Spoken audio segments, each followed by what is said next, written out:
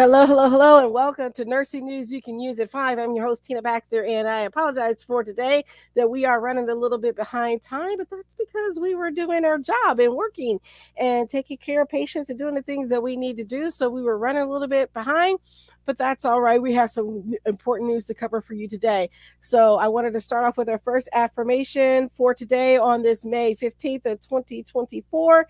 And it says, every morning I remind myself that I can make the choice to feel good. Every morning, I remind myself that I can make the choice to feel good. And that's from the Louise Hay calendar. So let's go ahead and get into the news because there's a lot to talk about. But before I do that, I wanted to share our first announcement that coming up on June the 1st, believe it or not, yet we're going to start off the month great. We're going to have our next event.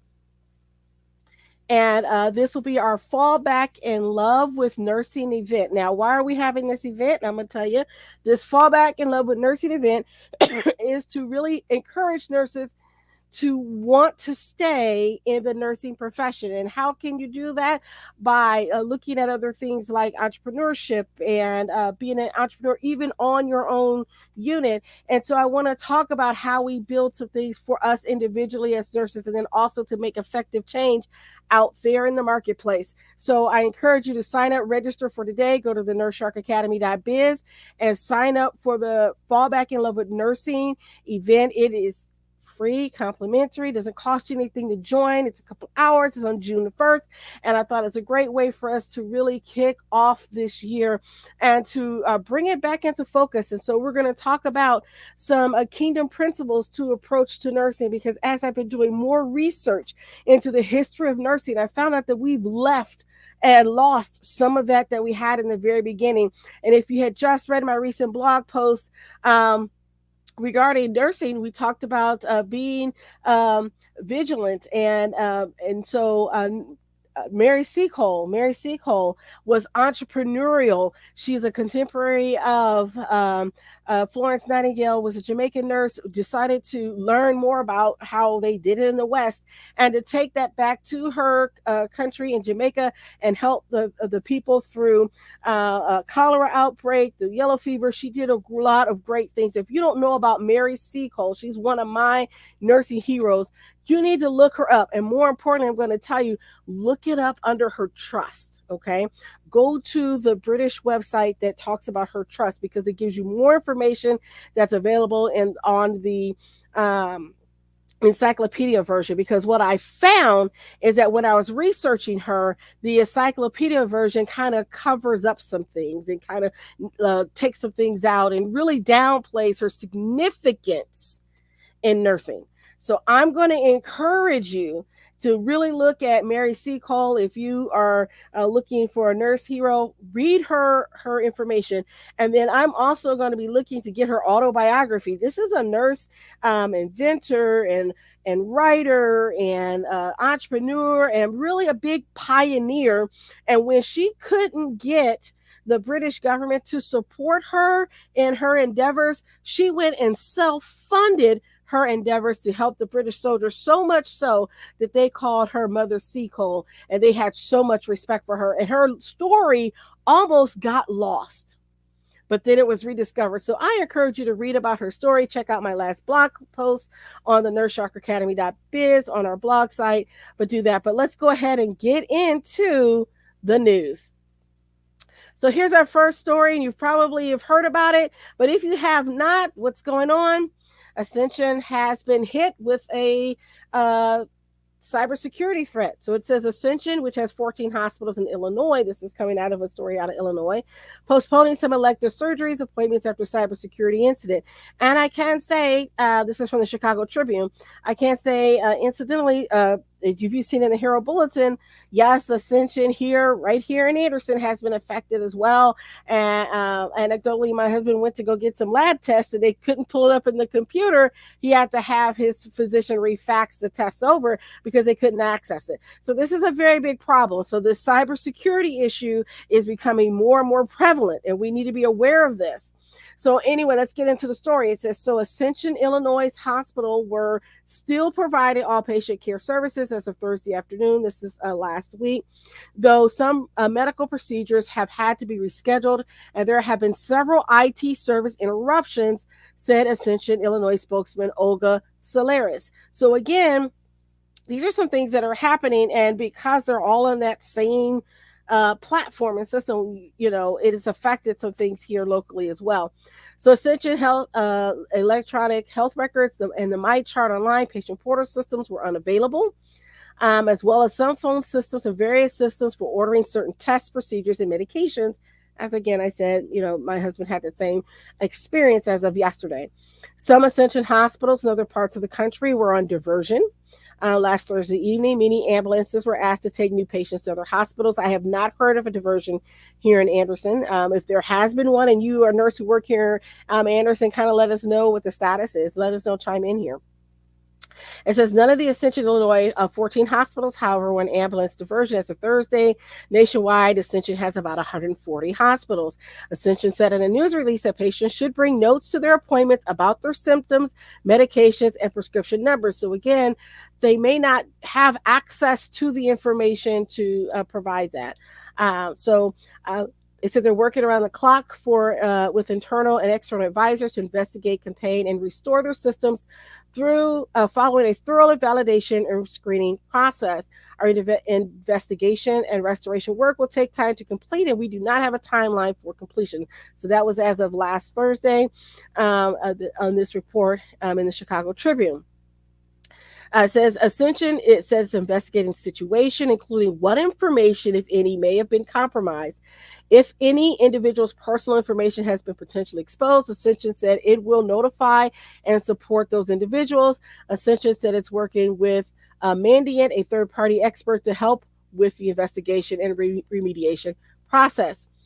So this incident came shortly after Lurie Children's Hospital in Chicago dealt with its own cyber attack earlier in the year. A group named Riceta, an overseas ransomware operation, made claims related to that attack. Lurie took over its phone, email, and electronic medical record systems offline on January 31st. After the cyber attack in its hospital, outpatient centers, and primary care offices were affected, making it more difficult for patients to reach providers. Lurie restored its systems in March. So again, this also follows the previous reported Change Healthcare cybersecurity incident, which is part of United Health Group, in late February, which made it difficult for providers to file claims. So we're having some additional problems. So I'm going to say be careful, scrutinize what you're doing. If you don't have individual protection for yourself, for your family, for cybersecurity and identity theft protection, now's the time to get it. And if you need some help getting it, holler at me. I can help you out. Okay. All right. So let's move on. Let's see here. Here's our next story, and it just happens to be about Ascension again. This is Ascension via Christie. ICU nurses say they were sent home for raising safety and staffing concerns. Nurses at Ascension via Christie's ICU report being sent home as their shift was about to begin Monday night in the surgical intensive care unit at St. Francis Hospital. The nurses claim this was due to them raising concerns about adequate staffing and patient safety. The hospital said their units are safe. On Tuesday, 12 News addressed the situation with a union nurse at St. Francis. So again, this is out of Wichita, Kansas. Lisa Watson, a nurse at St. Francis and a member of the nurses union, said the situation nurses walked into the hospital on Monday night was not safe. They were 3 nurses short. So the hospital was already 3 nurses short, and the hospital was going to float a 4th nurse out of the ICU, making them 4 nurses short. 2 physicians said, quote, if staffing remains the way it is, patients will die tonight. This is according to Nurse Watson. She said when the nurses brought their concerns to management, they were excused. Of course, excuse me, the facility issued a statement in part saying ensuring the health and safety of our patients is the basis of all our care decisions, including staffing, all of our units, including the SICU, our staff to provide safe, quality care in the instance when a nurse refuses to work your shift. Following our patient safety standards and per our mutually agreed upon contract, we excuse them and bring in additional nursing support to ensure there's no gaps in care. So Watson said the union is filing a grievance against the hospital's Ascension's labor relations representative. So we will see what happens to this. This, according to them, was the first time that they've had to take an action like this. But we'll keep an eye on that. All right. Unfortunately, this is more in the way of nursing home closures. So we have another closure of a nursing home out of Michigan. This is reported from WLUC in, I'm going to butcher this name, but Ipshming Township, Michigan. It says Mission Point Nursing and Rehabilitation of Ishpeming to close in 60 days. I apologize. I know I've butchered that, but we'll go on. So it's a nursing home in Marquette County is expected to close within 60 days. Mission Point Healthcare Services announced Tuesday that the decision that its nursing facility is no longer economically viable and will close. The decision was not made lightly, and we deeply appreciate the trust our residents and their families have placed in Mission Point of Ishpeming, said Robin Miller, Vice President of Operations, Mission Point Healthcare Services. We know this is a difficult situation for all involved, and we are committed to continuing to provide or deliver quality care and providing support and guidance to our residents, their families, and our employees throughout this challenging transition. Mission Point said it notified the Michigan Department of Health and Human Services of the closure plan. The closure process will be implemented in collaboration with MDHHS and will adhere to state and local guidelines to ensure the transition of residents to suitable skilled nursing facilities. The facility currently has 33 residents. The closure process is expected to span approximately 60 days. The company said during that time, it will actively work to find appropriate placements to meet individual clinical needs of every resident. Steps have been taken to provide staff with higher pay and severance packages to incentivize employees to stay on during the transition to ensure continuing of care and support for the residents. So we'll see what happens. They are working with the union representation to ensure compliance with all collective bargaining agreement provisions. It's also said that they'll be working with the well-being of employees, will remain an important priority, and it's dedicated to supporting them during the closure and assisting them as they transition to new career opportunities. So we'll see what happens. Of course, part of this, they're related to the change in the staffing numbers and that this closure, according to TV6, the closure comes only a few months after they reported that Mission Point's deficient staffing numbers and well over a year since the Centers for Medicaid and Medicaid issued a report detailing the death of a 61-year-old named Richard Belmore at the facility. So they'll continue to follow the story, and I will continue to bring you more information as it develops.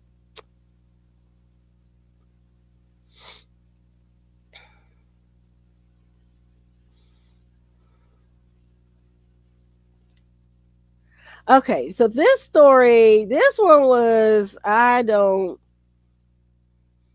yeah.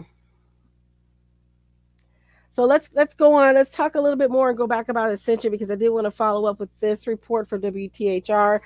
So right here it says some systems at Ascension St. Vincent interrupted after cyber incident, just so that you'll be aware of what's going on locally from Indianapolis. And so this was reported and updated on May 10th. So it says an Ascension St. Vincent spokesperson confirmed the company is still working to investigate a cybersecurity incident that interrupted some of its technology network systems on Wednesday, May 8th. According to the spokesperson, officials detected, quote, unusual activity on selected technology network systems on May 8th, which resulted in an interruption to accessing some systems. On Thursday, the spokesperson said the affected systems include electronic health records, MyChart, some phone systems, and, quote, various systems systems utilized to order certain tests, procedures, and medications. While Ascension works to investigate the incident and restore systems, the spokesperson said several hospitals in the network are under version for emergency services, and some non-emergent elective procedures have been temporarily paused. The hospital is working directly. Uh, the hospital working to directly contact the impacted patients who may need to reschedule. So that was as of 5 days ago. So as more information comes out, I would certainly share that with you, but I wanted to let you know that there were some indications that something was happening locally. On a more positive note, before we get into some other things, on a more positive note, North Carolina is coming up with an idea to help combat the nursing shortage. And so this is reported by uh, the National Public Radio in North Carolina, and it says NC faces coming shortage of nurses. Task force urges steps to avoid crisis. Okay. All right, and it says North Carolina could face a shortage of nearly 12,500 registered nurses and around 5,000 licensed practical nurses by 2033, according to projections from the NC NurseCast model developed by Erin Freyer, Program Director of Health Workforce Research and Policy, and her team at the Cecil G. Sheps Center for Health Services Research. Hospitals could be short nearly 10,000 RN positions by 2033, the center estimated, and nursing homes, extended care, and assisted living facilities could be short more than 3,500 LPNs by that time.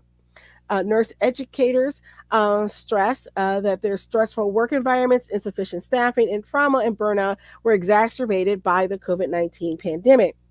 One nurse was quoted as saying, "I am burnt out. I don't feel appreciated, and the quality of care we are providing is not fair to the patients." The solutions call on lawmakers, educators, employers, and trade associations, and the public to act. Ernest Grant, Vice President for Diversity, Equity, and Inclusion at Duke University School of Nursing, Hugh Tilson, Director of North Carolina Area Health Education Centers, and Catherine Seaver, President Emerita of AARP North Carolina, co-chair the task force. All three talked with Carolina Public Press about its findings and recommendations. Fixing the problem requires both recruitment and retention, Grant said. We need to make sure people not only want to become nurses, but they want to remain nurses. Amen to that. All right. And it says, furthermore, according to Seaver, it says, this is kind of a perfect storm for North Carolina and those things that just keep hammering on us as we're already playing catch up. And that is related to what's happening with the pandemic as well as the aging population of the state. So here are some of the recommendations. One of the task force recommendations is to increase the number of North Carolinians graduating with nursing degrees. So increasing that number of nursing graduates by 10% will reduce the projected shortage by about 2,000 nurses. That also requires addressing the shortage of nursing faculty and preceptors who train nurses in clinical placements. Part of that stems from uncompetitive salaries, as nurse faculty salaries remain uncompetitive with bedside positions, despite the General Assembly increasing salaries in the latest budget. So again, when I talked about salaries for nurses and nursing professors, one of the things I noted that yes, you can make more in the private sector than in academia, but the other thing, because nursing is not designated as a STEM profession, that leaves us less monies to do the research to provide more incentive for the institutions, the academic institutions, to pay nursing professors more. And so I completely support the nursing becoming a STEM profession because it is, and it always should have been designated as such. But I digress as we move on. It says also nurse educators are more likely to be older and therefore more likely to leave the workforce sooner. Supporting nursing students economically and academically would improve graduation rates as well.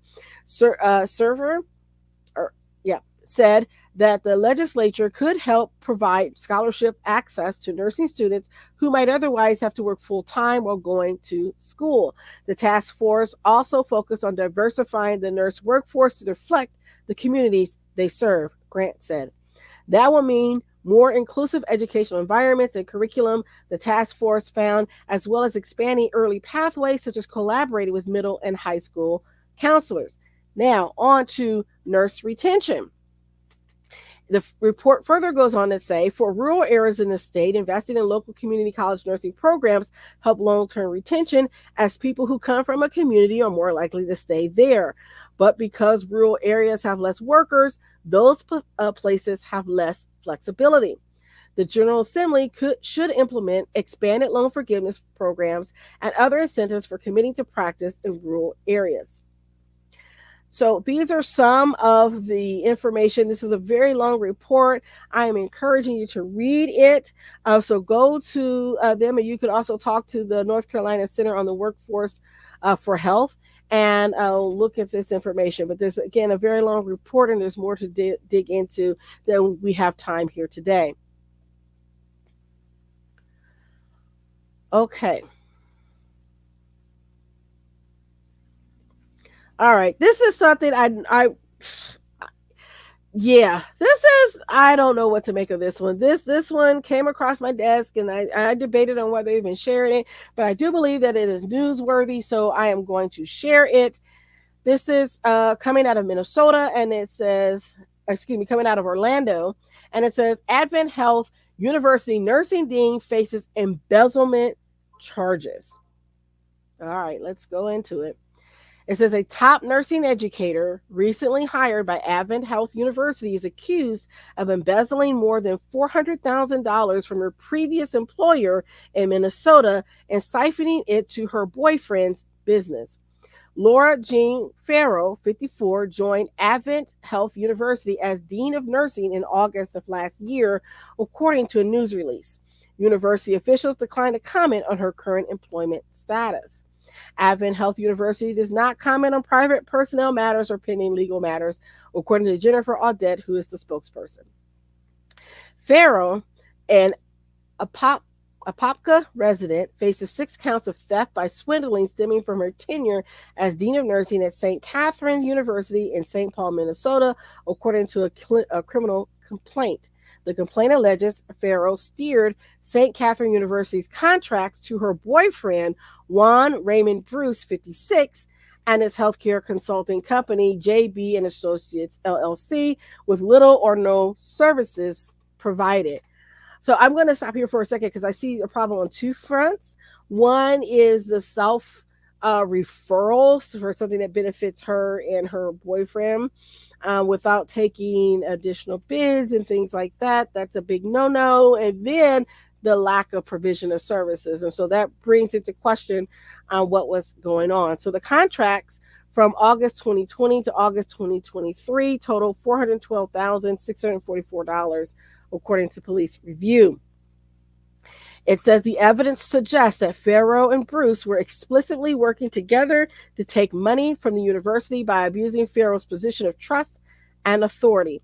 Now, again, these are allegations, and so these have not been proven in a court of law, so she is innocent until proven guilty. I do want to make that statement and make it very clear.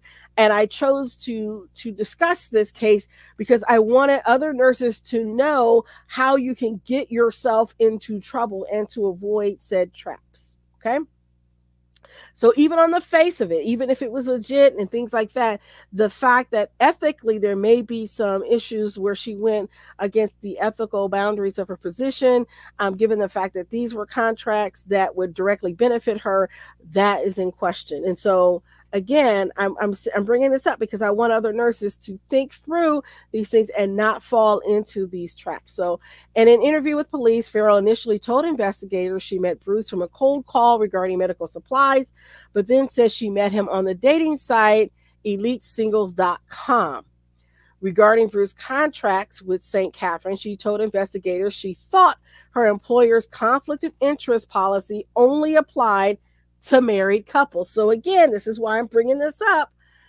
If you have a question about that, bring it to your superiors and go through the process before you implement anything, because that could be a problem. Her boyfriend is also facing charges for his role in the alleged scheme. Farrell did not immediately respond to an email seeking comment. A phone number associated with her name was disconnected. As Dean of Nursing for Advent Health University, Farrell was placed in charge of all undergraduate and graduate nursing programs, according to a press release at the time of her hire. With locations in Orlando, Denver, and Tampa, Advent Health University serves or offers a wide range of nursing education degree programs. So again, she's not been proven guilty. She's still innocent until proven guilty. We still have to go through the judicial process. But I'm saying that because, as suspected, there was an ethical policy, an ethics policy in place, and she ran afoul of that and did not do her due diligence. And that's why I'm bringing this up. Please know what the policies state. And if you have a question about it, ask. And so, in the course of investigation, were the contracts signed before he became her boyfriend? Was this later he became her boyfriend? When he became her boyfriend, did she disclose it? I mean, all these questions come up. And then what services were to be provided, and were they provided at all? So again, I wanted to bring that up. So this I'm going to talk about. Everybody's talking about it on social media. I didn't really want to bring it up too much because I hate the way it paints everything in a negative light, particularly as we are celebrating nurses graduating. And I want to say congratulations to all the nursing graduates out there. Congratulations to you and kudos for doing it. And welcome to the tribe. But this video is coming out of Washington, D.C., Howard University, nursing graduation. We've been talking about it, so I'm going to bring it up here. So it says Howard University's College of Nursing and Allied Health Sciences Honors and Awards Ceremony took place Thursday in the campus Crampton Auditorium. The school's website said tickets were not required for the event, and space could accommodate an estimated 3 to 4 attendees per graduate, with guests seated on a first-come basis. So this here is probably where the problem began, because they didn't ticket the invitation, seating was limited, and you're telling people come on a first-come, first-served basis, and people are going to come late. There's always somebody that's going to come late. They're going to be mad because their boo-boo, their granddaughter graduated from school, and she's getting ready to walk across that stage, and they can't be in there to see it. And they should have anticipated this and made accommodations for people to be able to watch either via TV or in some other room or something like that. But they didn't. So this is what's happening. So it says video posted on social media showed family and friends of graduates in the building's foyer shouting, "Let us in," before the ceremony ended abruptly. According to a statement to Fox 5 DC, it said during the ceremony, a visitor who was not able to enter the facility, which had reached capacity, leaned on the front door, unintentionally applying pressure to a pane, causing it to break. This incident led to a disturbance among guests and a disruption of the program taking place inside. Guests in attendance were immediately dispersed following this incident because they didn't know if y'all were breaking down the doors or what was happening, right? So I understand why they ended it. So officials told Fox 5 emergency medical services personnel assisted someone who sustained a minor cut. At least one graduate from Thursday told NBC4 Washington she did not get to walk during her high school graduation in 2020 because of the pandemic, and also did not get to go after graduating from Howard University magna cum laude. I think this is horrible, and I'm sorry for this. But again, they did say it was first come, first serve. So why didn't y'all come early? The ones that did, and they exceeded the capacity, and students probably said, well, there's no limit, and so everybody in their family showed up. I know how it gets, right? So a fire spokesman said that they didn't shut the event down. A university statement cited the station said every venue has a capacity limit, and guests were invited to join Saturday's commencement convocation via live stream. So it was an awards ceremony. It wasn't the actual graduation ceremony. So I want to point that out. So I think there's some misinformation that was out. And so they did say that they can come to commencement via live stream. Says the overcrowding at Crampton Auditorium significantly impacted the guest experience. To rectify this, we will formally recognize our College of Nursing and Allied Sciences graduates at the Capital One Arena tomorrow, May 11th, following our commencement convocation. So they're going to do like a makeup. And I think probably for next year, they'll probably think about having either a larger venue or issuing tickets. So I just wanted to say that this happened. It said graduates of the College of Engineering and Architecture had a similar experience during their scheduled Crampton Auditorium ceremony on Friday. Rather than the graduation being canceled, people were left out in the rain. So going forward, I think officials will need to make a better decision about either ticketing the event, limiting who could come, which I think would be prudent, or moving it to a larger venue. But I wanted to talk about that because I know people get all up in their feels about this. You know, my grandbaby is getting, getting ready to walk across that stage, and I want to be there to see it. We didn't spend all this money. I get it. I get it. I get it. But again, this is something that hopefully going forward they will think about that, because the engineering students had a similar situation, and I understand with very large universities it's hard to accommodate all the different schools in their events, and so they may have to look at getting a larger event, or at least ticketing and keeping it down to 2 people per graduate, unfortunately. And then maybe offering, with all the streaming technology that we have right now, why couldn't they put it on the campus TV station and transmit it so everybody can see it if you can't be there in person, right? So I mean, there's just things that we can do. So hopefully we'll think about this. So this is our last story for tonight. And it says, Yeshiva University launches fast-track nursing program in Midtown Manhattan. And I bring this up because as we were facing the alleged shortage of nurses, of course, we all know there's not really a shortage. We have nurses, they just don't want to work in the conditions in which we find ourselves. So, but I digress. It says that they now have a new facility to help them get through nursing school faster. So hopefully they help with the shortage. So here we go.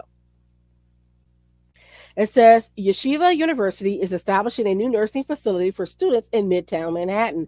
The university aims to meet the pressing need for nurses with a fast-track program slated to commence this fall. According to Peggy Tillier, who is the senior associate dean at the university, 16 months. We prepare you to take your state licensure boards and you're ready to enter the workforce. This is a stellar program with stellar faculty, state-of-the-art facility, and outstanding curriculum. The new 3,000 square foot facility will be on East 41st Street and 2nd Avenue. It's a strategic location to ensure easy access to a high concentration of hospitals for students, clinical rotations. Upwards of 675 positions are now available throughout the United States, unfulfilled with RNs. So they're doing this to meet the demand. The program, now this is important because I want people to hear this, because at first when I saw this, it's like, wait a minute. What type of degree are they getting? It's a diploma program. What's happening? So according to this, the program caters to individuals with a bachelor's degree in a non-nursing field, offering a condensed curriculum spanning 4 full-time semesters. So they're anticipating enrolling approximately 60 students in its inaugural nursing class, and is still accepting rolling admissions. So again, you already have to have a bachelor's in some other field in order to even qualify for this, because what you're doing is essentially not doing any other prereqs or anything like that, the stuff that you do outside of nursing. You're specifically going for nursing classes. So they have been approved by the New York State Department of Education. So you can go to www.yu.edu/nursing if you're interested. So I wanted to let you know if anybody's interested in that. If you had to be listening from the New York area and you want to become a nurse, I thought that would be good to share with everyone. All right, so that ends our news cycle for today. I do want to again remind everyone about our upcoming event, which is on June the 1st, the Fall Back in Love with Nursing event. I encourage you to go ahead and register at the NurseSharkAcademy.biz. And I just want to share some information about what to do at the Nurse Shark Academy. Bullying, poor staffing, stagnant wages, no work life balance. Stop being eaten alive. Find your joy, strength, and happiness. Become the leader you are always meant to be. Nurse entrepreneurs are using their skills to launch successful businesses every day. Make your dreams come true. Join the Nurse Shark Academy and come feel the sun at the NurseSharkAcademy.biz. Again, love to have you at the Nurse Shark Academy.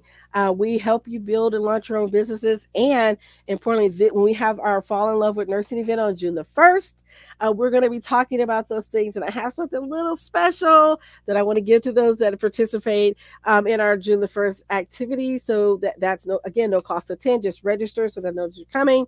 And we'll be having it's online, by the way. It's virtual. So those of you who are worried, you have to drive anywhere. No, you don't have to drive anywhere. And yes, you can attend in your robe and things like that.